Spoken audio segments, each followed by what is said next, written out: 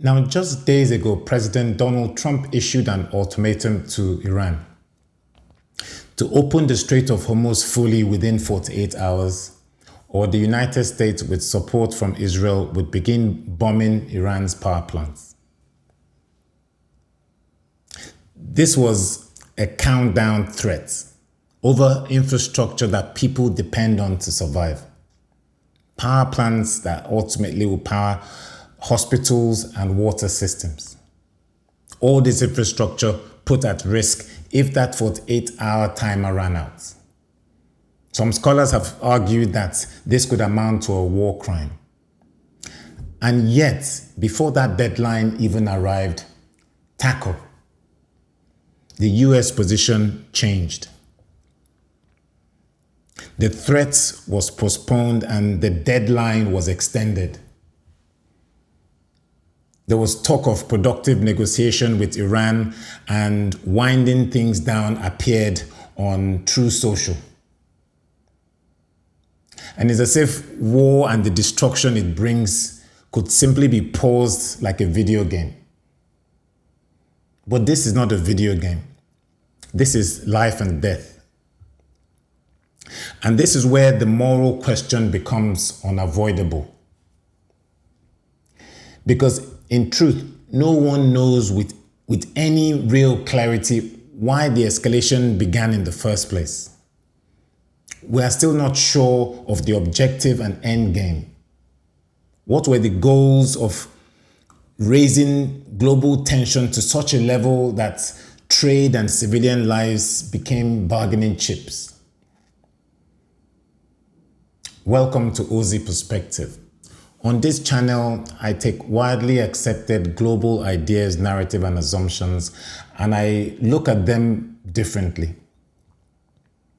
Because too many things are accepted simply because they have been repeated for a long time. So here the aim is to slow things down, think clearly, and question ideas that are rarely questioned properly.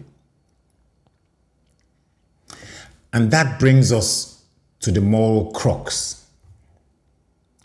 To start a war without fully understanding, and then to treat it as something you can simply rethink or reschedule, is to show profound detachment from the people living through it. You see, when the United States and its allies began military operations against Iran, including threats of targeting power infrastructure, the world reacted because oil prices surged, international trade was disrupted, and uncertainty spread across economies. And the people in Iran, the ordinary citizens, families and communities, for them, the war had already begun and they already started paying the price. Because their homes were destroyed, economic prospects disrupted, their lives changed forever in an instant. Because you need to remember that war is not paused simply because a deadline has been extended. The war is still ongoing. People are still dying. So when leaders talk about ultimatums or bombing power plants as though they were optional tactics, it tells us something about the nature of the people we have in charge. It reveals a detachment, a distance between the language of war and the human reality of war. I know my father was at the war. My father fought the Biafran War. It's a terrible affair. And again, it shows us that rhetoric can become casualized. Strategies can become experimental. And human lives become collateral in a scenario treated as adjustable. Because for the people living under these decisions, there is no pause button. No extension brings back destroyed lives. No amount of delay eases the fear children feel when war is brought to their country. And that's why we need to pay attention to what's happening now. And not just from a geopolitical perspective, but morally and under international law. Look at it from an international law perspective.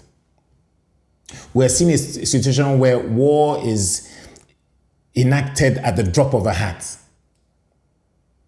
War is openly discussed and debated and dangled as negotiating tool.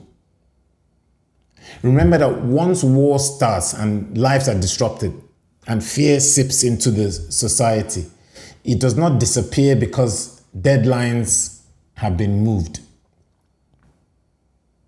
Because the consequences of those choices remain with the people who have no say in it. So we should ask and continue to ask, what did these decisions cost and who is left to pay the cost? Because at the end of the day, you cannot pause the war, no matter how many times you move the deadline. People are dying as we speak. So what do we take away from the war happening now? No matter what side of the divide you stand, what do we take away from this?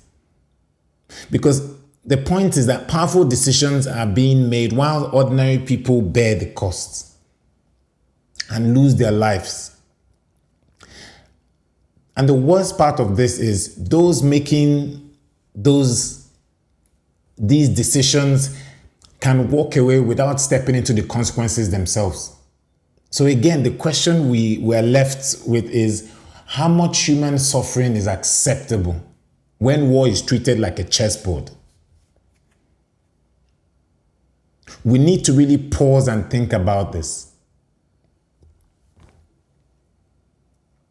If you found this perspective useful, or if you challenge the way you think about war and the insensitive language used around it, then take a moment to engage with it.